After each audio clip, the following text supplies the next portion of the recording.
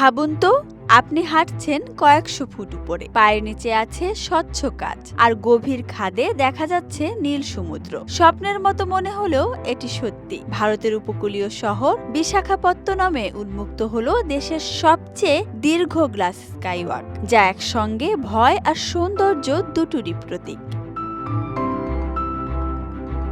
কৈলাসগিরি পাহাড়ের চূড়ায় দাঁড়িয়ে এই স্কাইওয়াক থেকে দেখা যায় একপাশে পাহাড়ের সবুজ, অন্য পাশে বঙ্গোপসাগরের নীল ঢেউ। ধারণ করা ড্রোন ফুটেজে দেখা গেছে ৫৫ মিটার দীর্ঘ এই কাচের পথের উপর দর্শনার্থীরা ধীরে ধীরে হাঁটছেন। কেউ সেলফি তুলছেন, আবার কেউ নিচে তাকিয়ে আছেন গভীর বিস্ময় ভরা চোখ নিয়ে। এই সেতুটি নির্মাণ করেছে আরজে অ্যাডভেঞ্চারাস, যা কেরালার ভারতমাতা ভেঞ্চার্স এবং বিশাখাপত্তনমের এসএসএম শিপিং অ্যান্ড লজিস্টিক্সের যৌথ উদ্যোগ। পুরো প্রকল্পের ব্যয় প্রায় ৭ কোটি রুপি, যা প্রায় $৮,৪০,০০০ মার্কিন ডলার।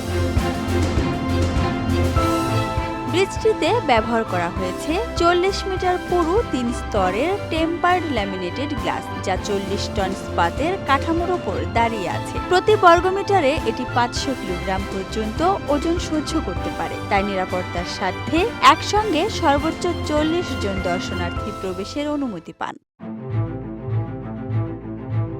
উদ্বোধনের আগে সম্পন্ন করা হয় চূড়ান্ত নিরাপত্তা পরীক্ষা ও আলোকসজ্জা। এরপর আনুষ্ঠানিকভাবে খুলে দেওয়া হয় সাধারণ মানুষের জন্য। এই স্কাইওয়াক এখন ভারতের দীর্ঘতম ঝুলন্ত গ্লাস পথ, যা কেরালার আগের ৩৮ মিটার দীর্ঘ ভ্যাগামন গ্লাস ব্রিজকেও পেছনে ফেলেছে।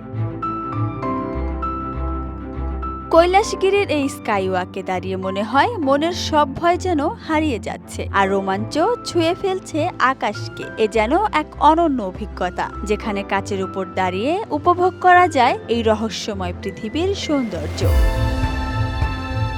Desk report, Dhaka express.